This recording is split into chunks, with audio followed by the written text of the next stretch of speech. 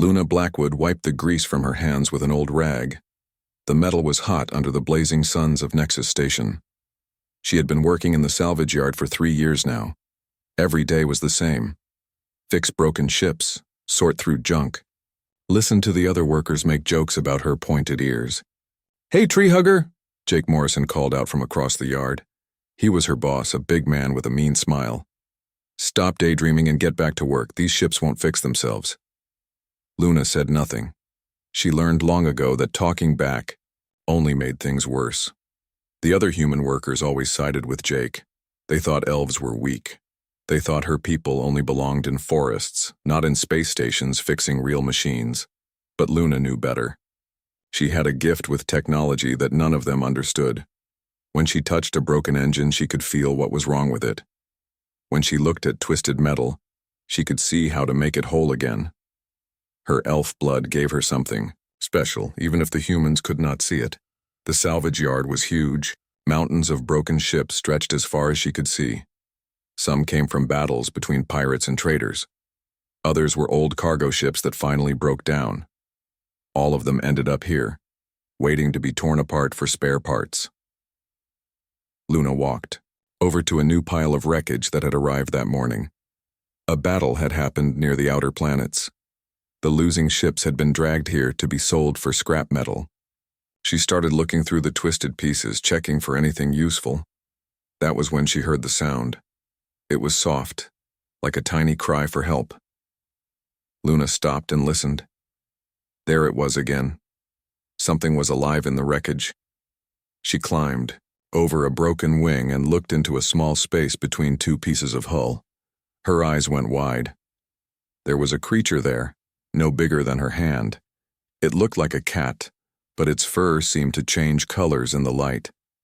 Blue, then purple, then silver. The creature had crystal-like markings on its forehead that glowed weakly. The little thing was hurt. One of its legs was bent wrong, and it was breathing hard. Luna had never seen anything like it before. She reached out slowly, and the creature did not run away. Instead, it made a soft purring sound. "What are you?" Luna whispered. "Blackwood," Jake's voice boomed across the yard. "What are you doing over there? Get back to work." Luna looked around quickly. If Jake saw the creature, he would probably kill it. He always said that alien animals carried diseases. She carefully picked up the small being and hid it inside her work jacket. The creature was warm against her chest. She could feel its tiny heart beating fast. It was scared, but it seemed to trust her. Luna made a decision. She would help this little one no matter what. The rest of the day went by slowly. Luna did her work, sorting parts and fixing simple problems. But her mind was on the creature hidden in her jacket. Every now and then, she felt it move slightly. It was still alive. When the workday ended, Luna did not go back to her small room like usual. Instead, she went to an old cargo container at the edge of the salvage yard. She had found it months ago and turned it into a secret workshop. Jake did not know about it. No one did. Inside the container, Luna had set up a small workspace. She had tools, spare parts, and a computer terminal that she had repaired herself. It was her private place where she could work on projects without the other workers making fun of her. Luna gently took the creature out of her jacket and placed it on a soft cloth. In the better light, she could see that it was even more beautiful than she first thought. Its fur seemed to shift and flow like liquid metal. The crystal markings on its head pulsed with a soft light. "Let me help you," Luna said softly. She used her smallest tools to carefully fix the creature's injured leg. The little being did not fight her. Instead, it watched her with large, intelligent eyes that seemed almost human. When Luna was done, she gave it some water and small pieces of food from her lunch. The creature drank and ate gratefully. Then it did something amazing. It began to glow brighter, and the colors in its fur became more vivid.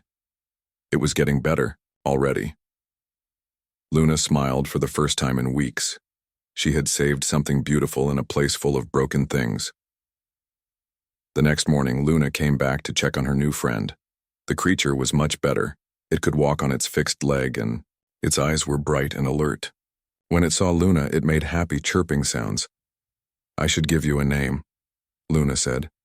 She watched the way the creature's fur changed colors in the light. "How about Shimmer? Do you like that?" Shimmer purred and rubbed against Luna's hand. She took that as a yes. Luna went to work that day feeling happier than she had in a long time. But her good mood did not last long. Around noon, she was working near the new wreckage when she heard Jake talking to some of the other workers. "I swear I heard some kind of animal noise yesterday," Jake was saying. "Probably space rats. We need to set out poison before they spread." "Could be worse," said Billy Torres, one of the other mechanics. "Could be one of those alien parasites that eat through ship hulls. Either way, we need to find it and kill it," Jake said. "Can't have diseased animals running around the yard." Luna felt her heart sink. They were talking about Shimmer. She had to keep her friend hidden, no matter what. That afternoon, Luna was moving some heavy parts when she noticed something strange. In the pile of new wreckage, there was a ship that looked different from the others. Most of the wrecked ships were human designs or common alien types that she recognized. But this one was odd. The ship was small, maybe big enough for 2 people. Its hull was dark metal that seemed to absorb light. Even though it was damaged, Luna could see that it had been built with incredible skill. The lines were smooth and flowing, like they had been grown instead of welded together. Luna looked closer. The metal had a strange quality to it. When she touched it, it felt warm, almost alive. She had never seen anything like it in all her years working with ships. "What kind of ship are you?" she wondered out loud. Jake noticed her looking at the strange vessel. He walked over with a nasty grin on his face. "Found something interesting, elf girl?" he asked. "That piece of junk has been driving me crazy. Can't figure out what it is or where it came from, probably some alien garbage." "It looks special," Luna said carefully. Jake laughed loudly. "Special? It's a hunk of scrap metal just like everything else here. You elves always think you see magic where there isn't any. It's going to the crusher tomorrow." "The crusher?" Luna felt panic rise in her chest. The crusher was a huge machine that turned old ships into small cubes of metal. If this beautiful ship went there, it would be destroyed forever. "That's right," Jake said, enjoying Luna's dismay. "No one wants to buy mystery junk. Better to crush it and sell the metal by weight." That night, Luna could not sleep. She kept thinking about the strange ship and about Shimmer hiding in her secret workshop. 2 beautiful things that the world wanted to destroy, just because they were different. She made a decision that would change her life forever. The next morning, Luna went to Jake's office before work started. She had counted all her savings the night before. It was not much, but maybe it would be enough. "I want to buy that ship," she told Jake. Jake nearly choked on his coffee. "Buy it? You want to waste your money on that piece of junk?" "How much?" Luna asked. Jake thought for a moment. He probably figured he could make easy money off the stupid elf girl. 500 credits, take it or leave it." 500 credits was almost everything Luna had saved, but she nodded. "I'll take it." Jake shook his head and laughed. "Your money, tree hugger. But don't come crying to me when you realize you bought yourself a very expensive piece of scrap metal." Luna paid him the money and got the papers that made the ship hers. Jake was still laughing as she left his office. She did not care. She had saved the ship, just like she had saved Shimmer. Maybe she was crazy, but something told her that this strange vessel was important. Something told her that her life was about to change in ways she could never imagine. That night, Luna sat in her secret workshop with Shimmer purring in her lap. Through the small window, she could see her new ship sitting in the moonlight. Tomorrow, she would start working on it. Tomorrow, she would begin to discover what secrets it held. She did not know it yet, but Luna Blackwood had just taken the first step toward becoming the richest pilot in the galaxy. Luna spent every free moment working on her ship.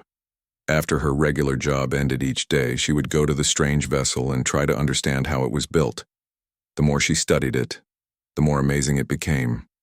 The ship's hull was not made of normal metal. When Luna touched it, the dark surface felt warm and seemed to respond to her presence. Sometimes she thought she could feel it breathing, like a sleeping animal. But that was impossible. Ships were machines, not living things. Shimmer liked the ship too. The little creature would sit on Luna's shoulder while she worked, its fur changing colors in the strange light that came from the ship's hull. Sometimes, Shimmer would chirp and point at certain parts of the ship like it was trying to tell Luna something important. "What are you trying to show me?" Luna would ask, but Shimmer could only make soft sounds in response. The inside of the ship was even stranger than the outside. Instead of normal control panels with buttons and switches, there were smooth surfaces that glowed when Luna touched them. The pilot's seat seemed to be made of the same living metal as the hull. It was shaped perfectly for someone Luna's size.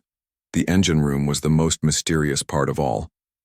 Luna had fixed hundreds of ship engines, but this one made no sense. There were no fuel tanks, no reactor core, no moving parts that she could see. Just curved metal surfaces covered in patterns that looked almost like writing. Luna tried to read about the ship in the computer databases, but she found nothing. No ship design matched what she was looking at. It was like the vessel had come from somewhere outside the known galaxy. After 2 weeks of studying the ship, Luna made her first real discovery. She was running her hands along one of the engine panels when her fingers found a small depression. When she pressed it, the entire room filled with soft blue light. Shimmer became very excited, chirping and running around the engine room. The crystal markings on the creature's forehead began to glow brighter, matching the light from the ship's walls. Suddenly, Luna understood. The ship was not just responding to her touch, it was responding to Shimmer. "You're connected to this ship somehow, aren't you?" Luna said to the little creature. Shimmer looked at her with those intelligent eyes and made a sound that almost seemed like yes. Luna spent the next few days testing her theory. Every time Shimmer got excited, the ship's systems became more active. When the creature was calm, the ship went quiet. It was like Shimmer was some kind of living key that could unlock the vessel's secrets. But Luna still could not make the ship fly. Something was missing. The answer came to her one night when she was almost asleep. She had been dreaming about flying through space, with Shimmer beside her and the ship responding to their thoughts. When she woke up, she knew what she had to do. The next evening, Luna brought a small cot into the ship. She was going to spend the night inside, with Shimmer. Maybe if they both stayed close to the ship for a long time, it would finally wake up completely. Luna lay down on the cot with Shimmer curled up on her chest. The creature's purring was soft and peaceful. Around them, the ship's walls glowed gently in the darkness. Sometime during the night, Luna had the strangest dream. She was flying through space, but not in a normal ship. She was part of the ship, feeling every movement, every breath of solar wind against the hull. Beside her, she could sense another presence. It was warm and playful and full of ancient wisdom. When Luna woke up, everything had changed. The ship was fully awake now. Every surface glowed with warm light. The air hummed with power that Luna could feel in her bones. And somehow, she knew exactly how to fly it. Luna sat in the pilot's seat with Shimmer on her lap. When she placed her hands on the smooth control surfaces, she could feel the ship's eagerness to move. It had been sleeping for so long, waiting for the right pilot and navigator to bring it back to life. "Are you ready for this?" Luna asked Shimmer. The creature chirped happily and settled into a small hollow in the control panel that seemed made just for it. Luna took a deep breath and gently pushed her thoughts toward the ship's systems. She imagined lifting off from the ground, rising into the sky. The ship responded immediately. They rose from the salvage yard so smoothly that Luna barely felt any movement. Through the ship's viewing ports, she could see the lights of Nexus Station falling away below them. They were flying. But this was not like flying any normal ship. Luna did not have to work the controls or watch gauges and displays. She simply thought about where she wanted to go, and the ship took her there. It was like the vessel could read her mind. Shimmer was glowing brighter than Luna had ever seen. The creature seemed to be talking to the ship in a language made of light and color. Whatever they were saying to each other, it was making the ship stronger and faster. Luna decided to test what the ship could really do. She thought about flying to the edge of the star system, a journey that would take a normal ship several hours. The strange vessel moved so fast that they were there in minutes. "This is impossible," Luna whispered. But she was smiling as she said it. They flew back to Nexus Station, dancing between the space traffic like they were invisible. Other ships' sensors could not seem to detect them. They moved through space like a ghost. When they landed back in the salvage yard, Luna was shaking with excitement. She had just flown the most amazing ship in the galaxy, but she knew she had to be careful. If Jake or the other workers found out what the ship could do, they would try to take it away from her. The next few days were hard for Luna. She had to pretend that nothing had changed, that she was still just fixing junk for scrap metal. But every night she and Shimmer would take the ship out for secret flights. They learned new things about the vessel every time. The ship could do things that should have been impossible. It could fly faster than light without making any noise.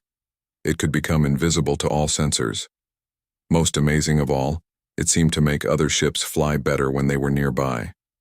Luna discovered this last ability by accident. She was flying near a group of cargo ships when one of them had an engine failure. Without thinking, Luna moved her ship closer to help.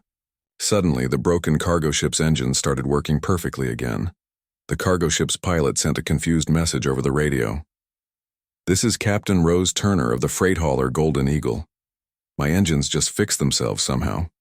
Has anyone seen anything unusual out here?" Luna quickly flew away before anyone could spot her, but she was thinking hard about what had happened.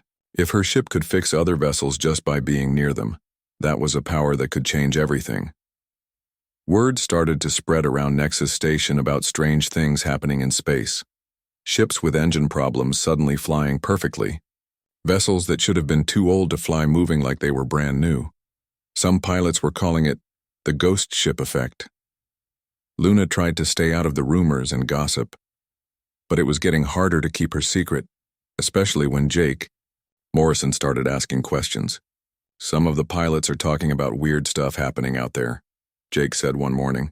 "Ships getting fixed by themselves. You heard anything about that, elf girl?" "No, sir," Luna said, trying to keep her voice steady. "Sounds like pilot stories to me." Jake looked at her with suspicious eyes. "Yeah, maybe. But I've been thinking about that junk ship you bought. You've been spending a lot of time with it. You get it running yet?" "Still working on it," Luna lied. "It's pretty broken." "Uh-huh." Jake did not look like he believed her. "Well, when you figure out it's hopeless, let me know. I'll buy it back from you for 50 credits. Save you the trouble of having it crushed." Luna nodded, but inside she was worried. Jake was getting suspicious. She needed to be more careful. That night, Luna and Shimmer took their ship out for another secret flight. They were practicing high-speed turns around one of the system's moons when they picked up a distress signal. "This is racing pilot Tony Rodriguez," came a voice over the radio. "My ship is dead in space near the Devil's Maze asteroid field. Engines are gone, life support failing. I need immediate rescue." Luna knew Tony Rodriguez by reputation. He was the best racing pilot on Nexus Station, known for taking crazy risks that would kill most other pilots. The Devil's Maze was an asteroid field that was considered too dangerous for normal ships to enter. "We should help him," Luna said, to Shimmer. The creature chirped agreement. Luna guided their ship toward the asteroid field. When they got close, she could see Tony's racing ship drifting helplessly among the huge space rocks. His vessel was sleek and fast, but it was clearly dead. Luna brought her ship alongside Tony's vessel. As soon as they got close, Tony's ship came back to life. His engines started, his lights turned on, and his life support systems began working again. "What the hell?" came Tony's voice over the radio. "My ship just fixed itself. Who's out there?" Luna was about to fly away when Tony's ship suddenly appeared right in front of her viewing port. The racing pilot had maneuvered his vessel so he could see Luna's ship clearly. "Well, I'll be damned," Tony said over the radio. "I don't know what kind of ship that is, but I've never seen anything like it, and you just saved my life. I owe you one." Luna realized she could not hide anymore.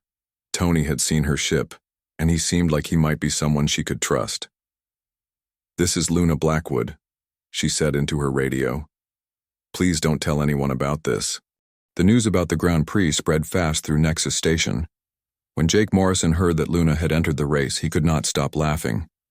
"That crazy elf thinks she can race with the big boys," Jake told anyone who would listen. "She's going to get herself killed in that piece of junk." The other workers in the salvage yard joined in making fun of Luna. They made jokes about her pointed ears and called her ship the Flying Garbage Can. But Luna did not care anymore. She had something they could never understand. Tony Rodriguez helped Luna prepare for the race. He taught her about racing rules and strategy. But mostly he just watched in amazement as Luna and Shimmer practiced flying together. "I've been racing for 15 years, Tony said one day after watching Luna navigate a practice course. "I've never seen anything like what you two can do. That ship moves like it's alive." "Maybe it is alive," Luna said. She was starting to believe that her ship was more than just a machine. The night before the race, Luna could not sleep.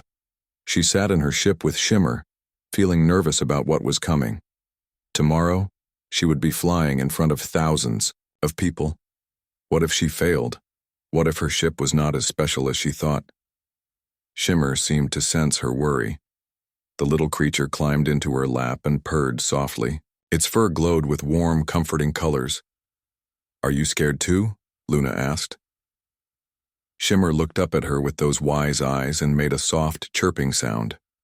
Luna felt a strange sensation, like the creature was trying to share memories with her. For just a moment, she saw flashes of images in her mind. A beautiful world with crystal cities, ships like hers flying through star-filled skies, beings that looked like Shimmer, but larger, working together with ships that seemed to be part of them. "Where did you come from?" Luna whispered. But the images faded, and Shimmer just purred against her chest. The day of the Grand Prix was bright and clear. The racing course was set up in space near Nexus Station, with huge viewing platforms where thousands of people could watch. Luna had never seen so many ships in one place. There were 20 racers total. Most of them flew expensive, high-tech racing ships that cost more money than Luna had ever seen. The pilots were famous throughout the sector. Luna felt very small among them.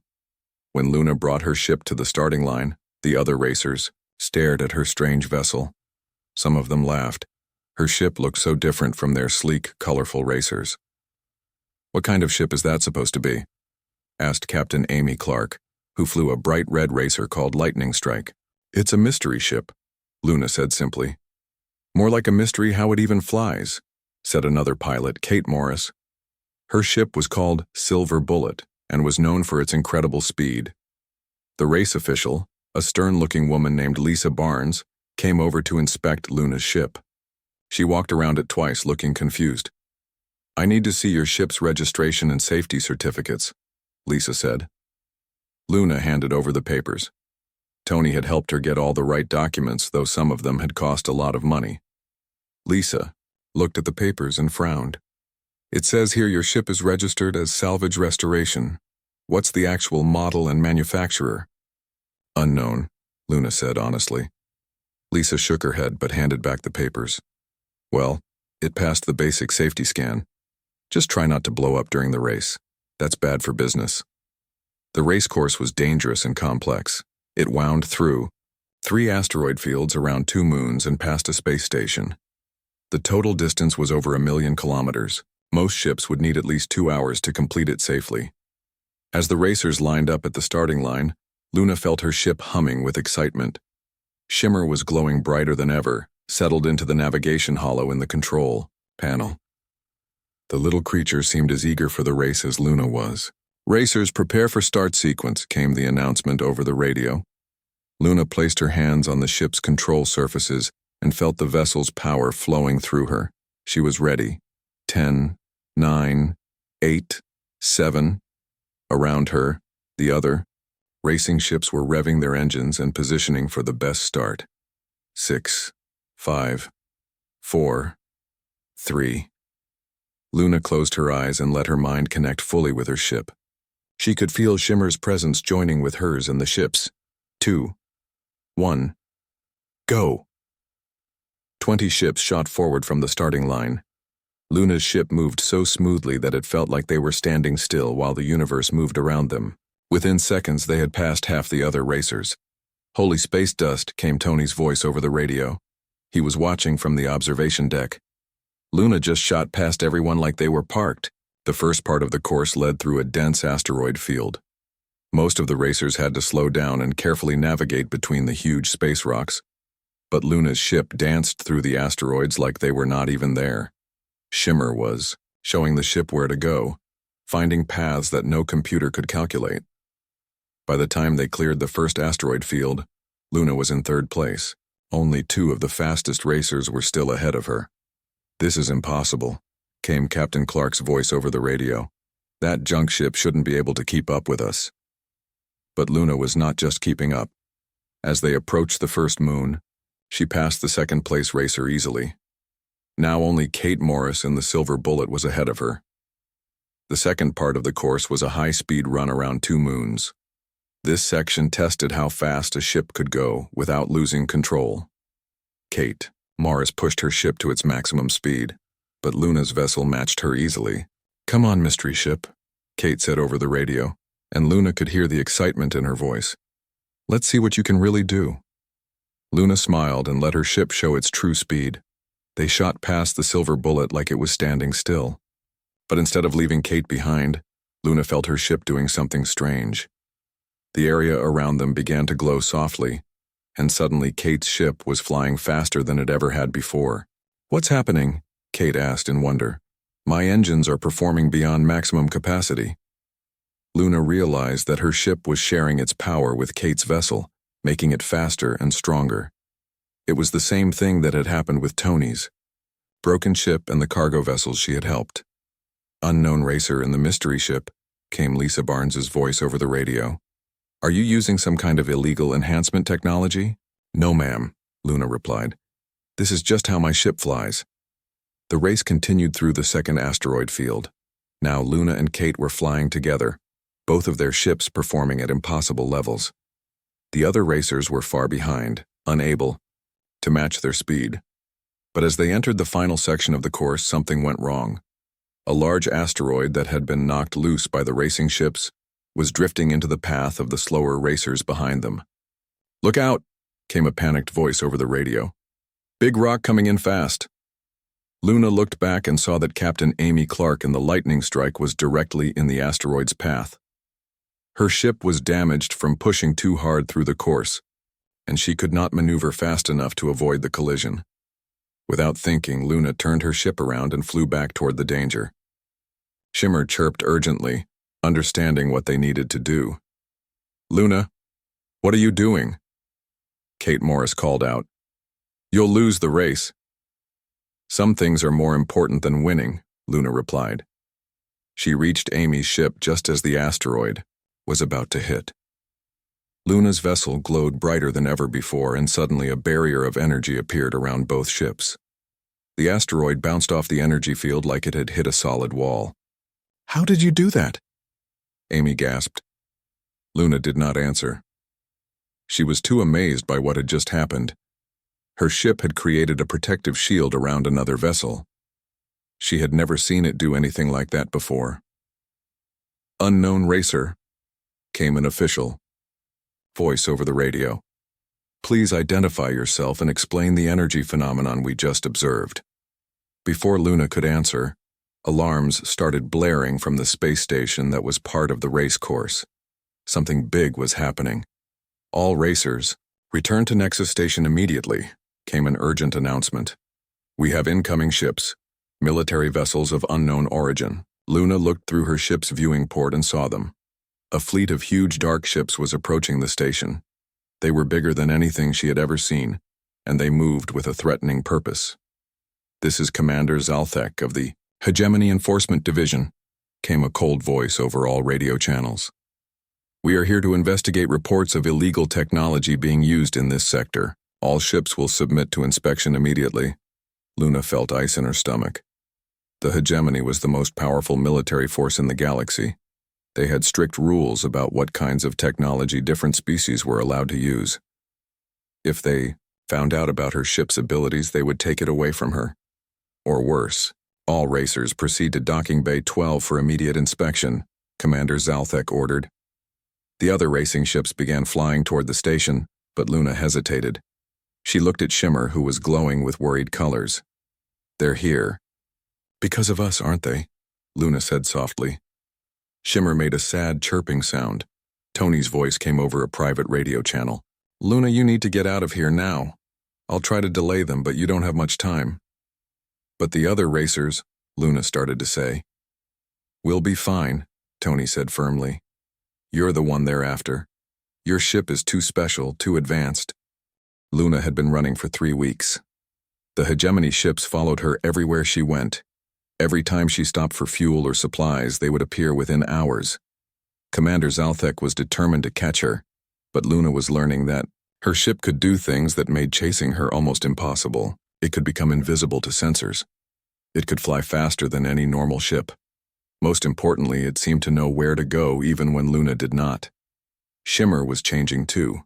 The little creature was growing larger, and its crystal markings were becoming brighter. Sometimes Luna thought she could understand what Shimmer was trying to tell her.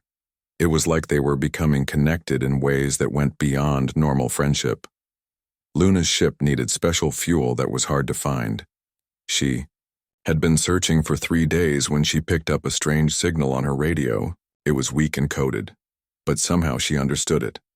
Lost traveler seeks safe harbor, the message said. Friends of the forgotten welcome the hunted. Luna decided to follow the signal. It led her to a small hidden space station in an asteroid field. The station looked old and patched together from many different kinds of ships, but when Luna got closer, she could see that it was full of life and activity. Unknown ship, this is Haven Station, came a woman's voice over the radio. State your business. I'm looking for safe harbor, Luna replied, using the words from the signal. There was a pause. Then the voice said, Dock at Bay 7. Someone will meet you there. Luna landed her ship in the small docking bay. When she stepped out with Shimmer on her shoulder, she saw a woman waiting for her. The woman was tall and strong-looking with short brown hair and sharp eyes. She wore clothes that looked like they had seen many adventures. I'm Captain Maya Swift, the woman said. Welcome to Haven Station. We don't get many people flying, ships like yours. I'm Luna Blackwood, Luna replied. And this is Shimmer. Maya looked at the little creature with interest. That's a Virathi navigator, isn't it? I haven't seen one of those in years. Thought they were all extinct? Virathi? Luna had never heard the word before. Ancient species, Maya explained. They were the best navigators in the galaxy, maybe 1 million years ago. Their technology was beyond anything we have today. If that little guy is really Virathi, then your ship is probably Virathi technology too, Luna finished. Maya nodded. That would explain why the hegemony is so interested in you. They've been trying to find Virathi tech for centuries. Come on, let me show you around. I think you'll find Haven Station interesting. As they walked through the station, Luna saw something amazing. There were people and creatures from dozens of different species working together. Humans, elves, aliens she had never seen before, all living in harmony. We're all outcasts here, Maya explained. People who don't fit into the hegemony's idea of how the galaxy should work. Smugglers, rebels, refugees, anyone who believes that freedom is more important than following their rules. They stopped at a small cafe where a dozen different species were eating together and talking. Maya introduced Luna to some of the residents. This is Dr. Rex Knowles, Maya said, pointing to a human man with wild hair and excited eyes. He used to work for the hegemony, studying alien technology.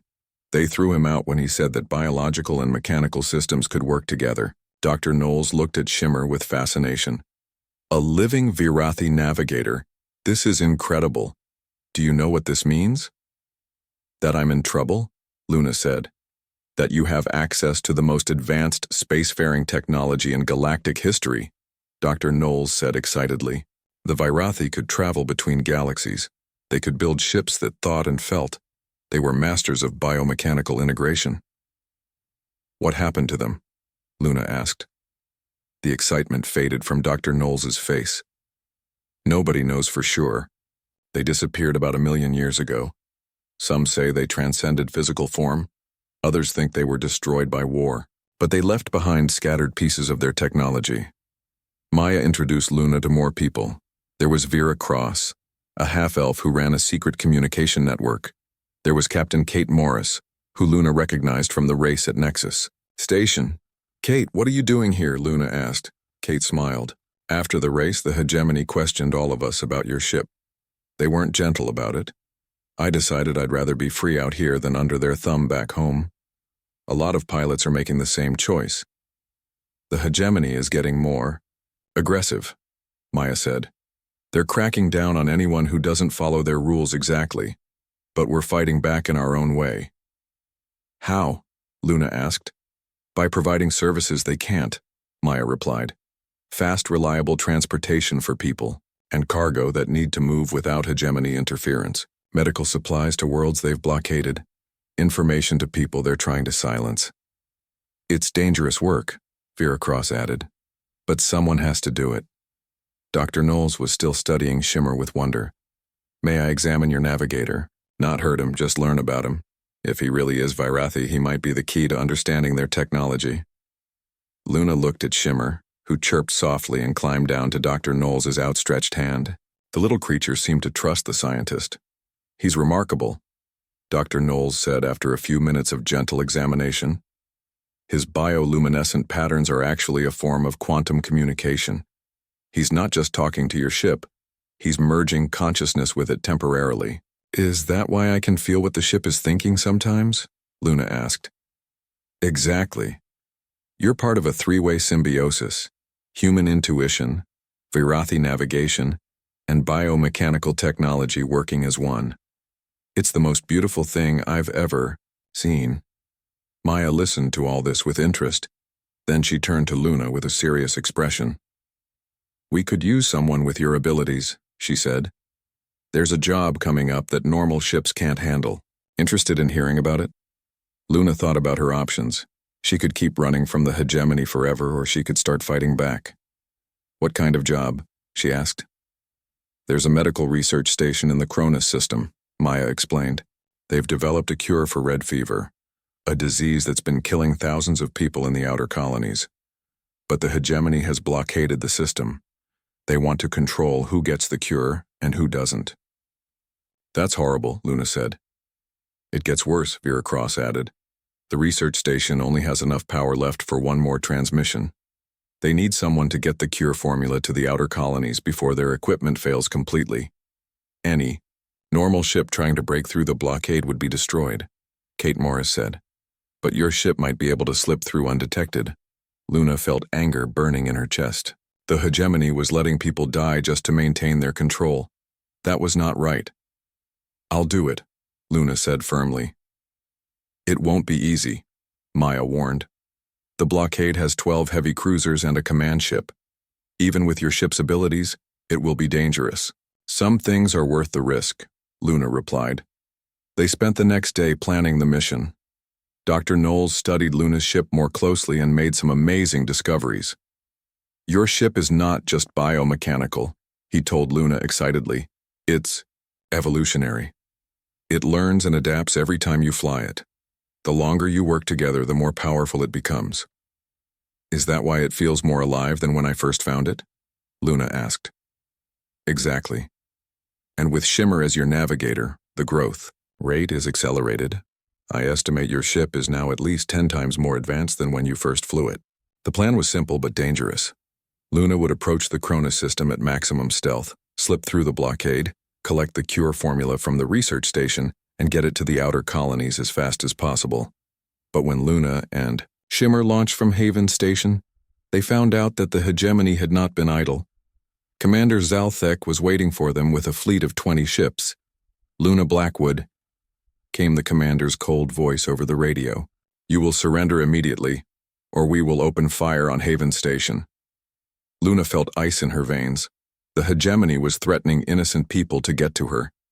"Let me think about it," Luna said, buying time. She opened a private channel to Maya. "Swift.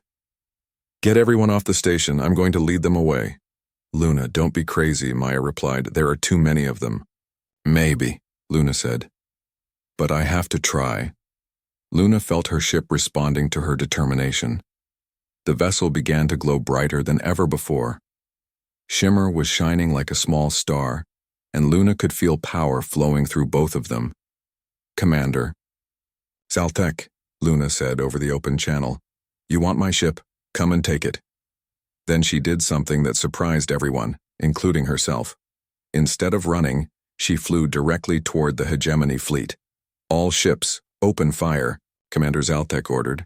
20 ships fired their weapons at Luna's vessel. But instead of being destroyed, something incredible happened. Luna's ship absorbed all the energy from the weapons and became even more powerful. Impossible, Commander, Zaltek gasped. Luna felt like she was flying in a dream. Her ship moved between the enemy vessels like water flowing around stones. Every time they fired at her, she became stronger. But more than that, her ship was affecting the hegemony vessels. Wherever she flew, their systems began to malfunction.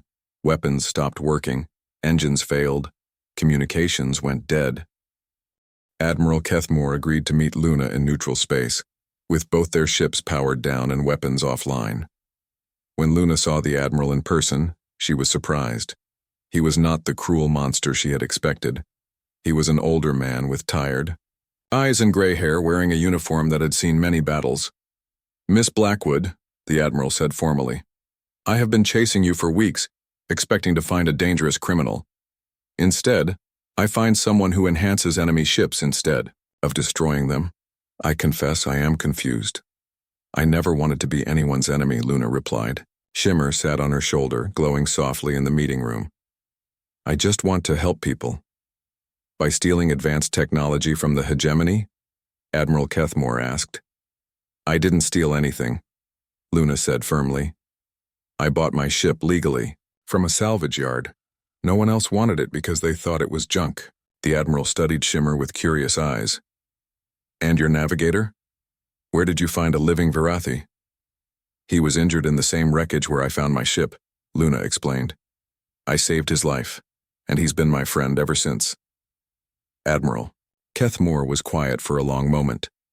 Then he sighed deeply. Miss Blackwood, I have been in the military for 40 years. I have seen technology that could reshape the galaxy used for war and control. But I have never seen anything like what your ship just did to my fleet. What do you mean? Luna asked. My ships are performing better than they have in years, the Admiral said. My crews are healthier and more alert. Equipment that was ready to break down is working perfectly. Your ship did not just enhance our vessels, it healed them. Luna felt a warm glow from Shimmer. The little creature seemed proud of what they had accomplished. The Virathi were healers as much as they were explorers, Luna said, remembering what Dr. Knowles had told her. Their technology was designed to help, not hurt. Admiral Kethmore leaned forward. Miss Blackwood, I am going to tell you something. That could get me court-martialed.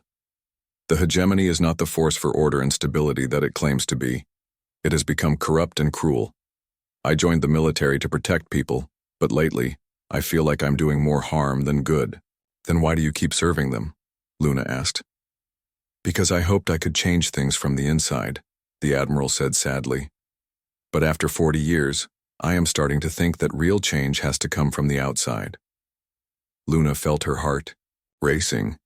Was Admiral Kethmore saying what she thought he was saying? What are you proposing? Luna asked carefully. A test, the Admiral said. You wanted to reach the medical station in the Cronus system. I will let you try. If you can break through the blockade and deliver the cure to the outer colonies, I will consider that proof that your way is better than the hegemony's way. And if I fail? Luna asked. Then you will surrender yourself and your ship to hegemony custody, Admiral Kethmore said. But I don't think you will fail. Luna looked at Shimmer, who chirped encouragingly.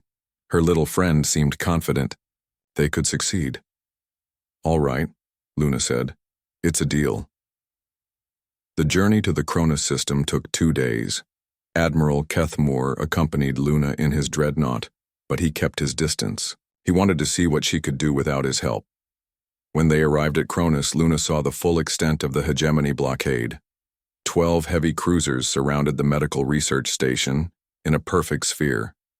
No ship could get through without being detected and destroyed. "Luna," came Dr. Knowles' voice over a secret communication channel. "The research station's power is failing. They have maybe 6 hours left before their equipment shuts down completely." "I understand," Luna replied. "Shimmer and I will get through." Luna flew her ship toward the blockade at high speed. As soon as the hegemony sensors detected her, alarms began sounding throughout the fleet. "Unknown ship, halt immediately," came the order from the blockade commander. "You are entering a restricted zone." Luna did not respond. Instead, she let her ship do what it did best. The vessel became invisible to all sensors and slipped between the blockade ships like a ghost. But as they got closer to the research station, something went wrong. The station's distress beacon was not just calling for help. It was warning of danger. "This is Dr. Susan Clark at Cronus Medical Station," came a weak signal. "The hegemony has planted a bomb on our station. If anyone comes to help us, they will detonate it and kill everyone here." Luna felt ice in her veins. The hegemony was not just blockading the station. They were holding the researchers hostage. "Admiral Kethmore," Luna said over a private channel. "Did you know about the bomb?" There was a long pause. Then the Admiral's voice came back, full of anger and shame. "No, I did not. This is not military strategy. This is terrorism." Luna made a decision that would change everything. Instead of trying to sneak past the bomb, she flew directly to the research station and docked with it. "Luna, what are you doing?" came Maya Swift's voice from Haven Station. "If they detonate that bomb—" "They won't," Luna said with confidence. She did not entirely feel. "Shimmer and I have an idea." Luna and Shimmer boarded the research station and found Dr. Clark and her team huddled in the main laboratory. They were brilliant scientists, but they looked terrified. "You shouldn't have come," Dr. Clark said. "The bomb is connected to our life support systems. If we try to leave or if anyone tries to help us, it will explode." "Show me the bomb," Luna said. Dr. Clark led her to a maintenance room where a hegemony device was attached to the station's main power core. It was designed to look like a normal piece of equipment, but Luna could see that it was definitely a weapon. "Shimmer," Luna said to her navigator friend, "can your people's technology do something about this?" Shimmer glowed brightly and jumped down from Luna's shoulder. The little creature walked around the bomb, studying it carefully. Then he began to sing. It was not a sound that Luna had ever heard before. It was like music made of light and energy. As Shimmer sang, the crystal markings on his forehead blazed like small suns. The bomb began to change.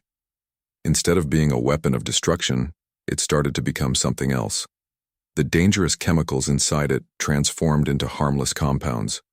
The explosive charges became power cells. Within minutes, what had been a bomb was now a backup generator for the research station.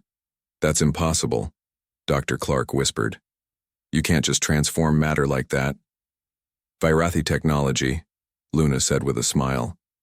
They believed that everything could be made better.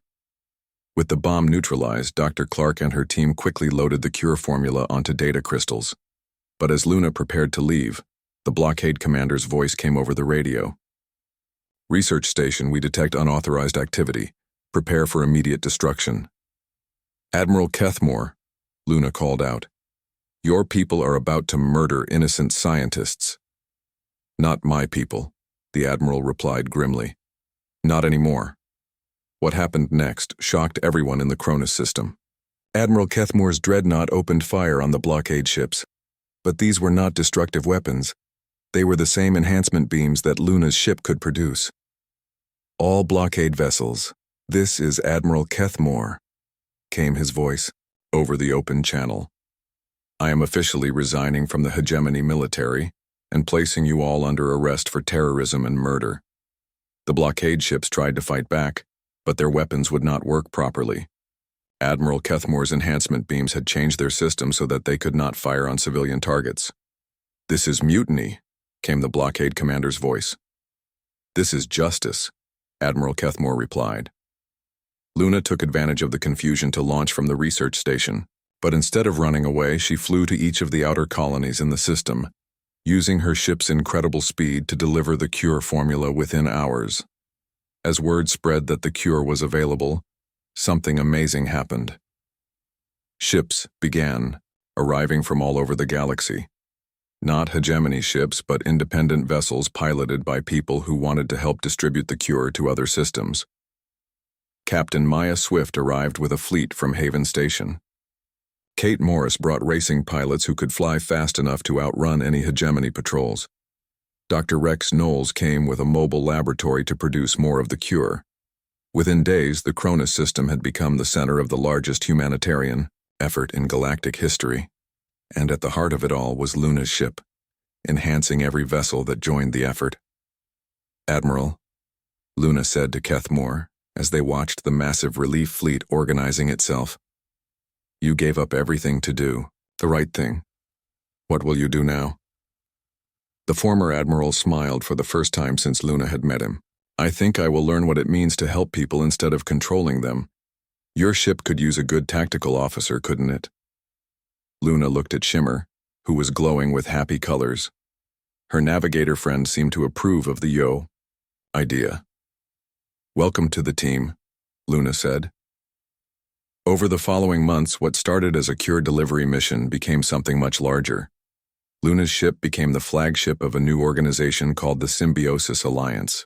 Instead of ruling through fear and force like the hegemony, the Alliance helped worlds solve their problems through cooperation and shared technology.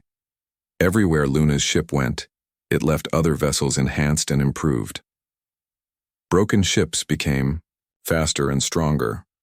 Old technology worked like new.